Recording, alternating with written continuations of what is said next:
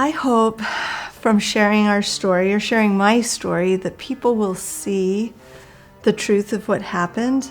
There was some injustice that happened, and that it seems so heavy-handed for what was actually done.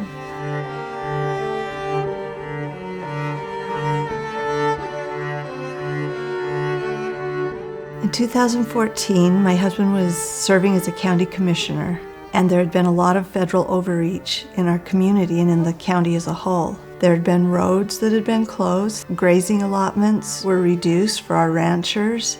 It was affecting the county and the economic situation there. There was a town hall called, and they determined with the people of the community that they were going to have a demonstration because it was far cheaper than litigating. The name of the road was RECAPTURED. It had been closed on a 6-month emergency closure, and 7 years later, this road was still closed. And what do you do after 7 years, after trying to work with the Bureau of Land Management the entire time without results?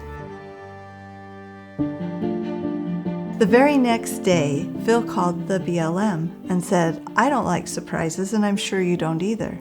He let them know of their plan to have this demonstration and the date it would be taking place.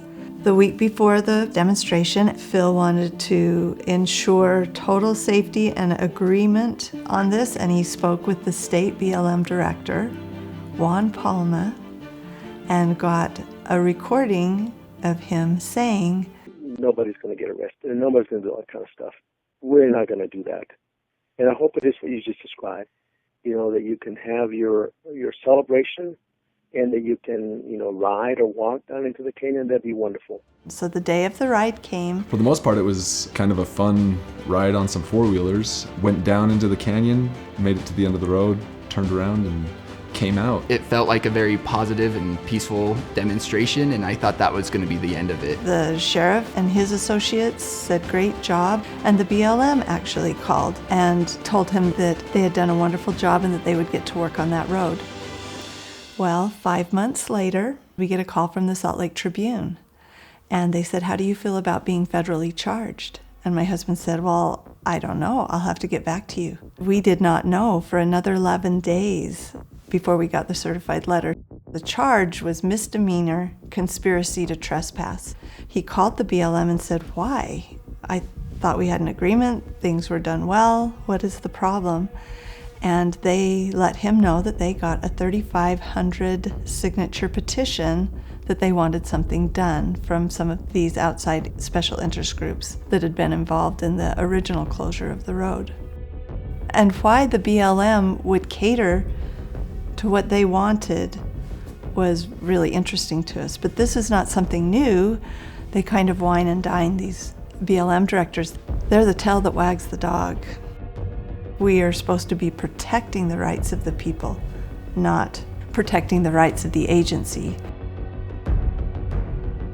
The only reason that I can come up with as to why they would vilify and do this to my husband was to make a public example of him and to intimidate and to put fear into others who may want to stand up and voice their own opinions. There was a national monument that was coming and was soon to be designated 1.9 million acres that would cut off access and affect ranching, mineral exploration.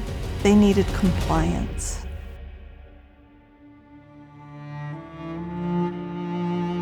The BLM and the prosecution had said that there was over $300,000 worth of damage on that road, and that's what they were suing for. We did the study, and it was proved that there was absolutely no damage to the road and that the very idea was spurious.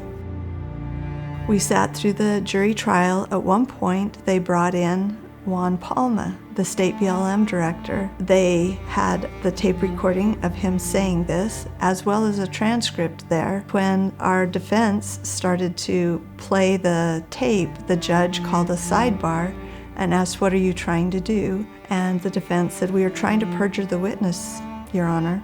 And he called a dismissal of the jury and a recess. And when they came back in, they were allowed to tell what had happened, but they were not allowed to use the actual recording or the transcript in the trial. the jury was told that they would be given a transcript of his phone call in the jury room, the deliberation room. We were later contacted by 2 jury members, and they were told they asked for that transcript and it was never given to them. And they had concerns about the trial and the way the jury room was handled. As an 18-year-old boy walking into that courtroom, and I felt very confident knowing that my dad was indeed innocent and thinking that it would be a quick and simple process, especially with all the evidence that we had. And I had faith in the judicial system. As we started going along, I started to notice that they weren't letting my dad present certain evidence.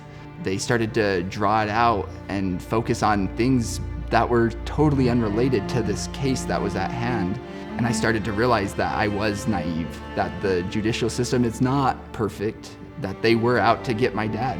And that was just so frustrating to me because it felt like we had all the evidence. How did they not see that he went through all the necessary steps? He called the head of BLM and asked them to walk him through, where can we drive? Where should we stop?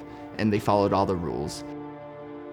At the courthouse on sentencing day, that was the first time I saw my dad's vulnerability in all of this. I even think he got emotional giving his closing statements. And I realized in that moment just how much it had impacted him. And it did. He's stoic. He's brave as brave.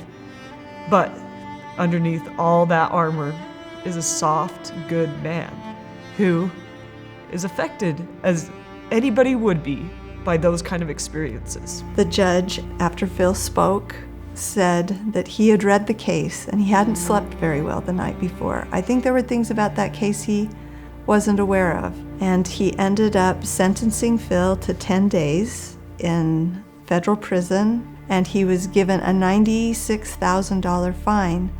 Now that fine was not for damages, but the judge said that the BLM was required to do a study, and that was the cost of the study that we had to repay.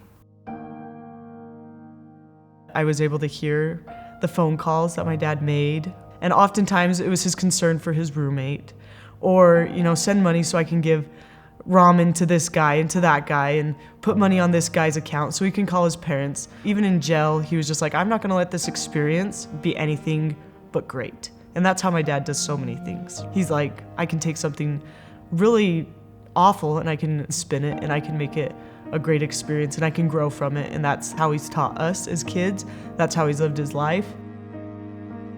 Soon after we went through this experience, Phil ran for the state legislature and won with an overwhelming majority. The U.S. attorney came after him again, saying that he needed to pay more in restitution monthly than he had been because he was now making more money. There was a court hearing and they ended up paying the full amount of the fine, even though he had made less as a state legislator than a county commissioner. At this point, he felt that this wasn't going away. He thought that this had been put to rest, but for assurance he felt, I need a pardon. And one night he texted Senator Mike Lee saying he'd wanted a pardon and would he help. And Senator Lee immediately texts back, yes, 100%, we are doing this, you're on the side of the angels. And Jason Chaffetz was a character reference and aided in securing this pardon for Phil. I remember I was downstairs and I decided to go upstairs and I walked up and my dad, he was just kind of leaning over the counter, just looking down, and I said, Dad, what's up? And he said, Brooke, Jason Chaffetz just called me and my pardon is sitting on Trump's desk right now and he's gonna sign it. And after he said that, he just broke down. I could tell that a weight had been absolutely lifted off of him at that time. You could tell that he was elated, but it wasn't until he said it out loud that it was reality for him. I was ecstatic as well, just very, very happy. I had been there from the beginning to the end, seeing him really in his private moments where you could tell that it was weighing very heavily on him, and it was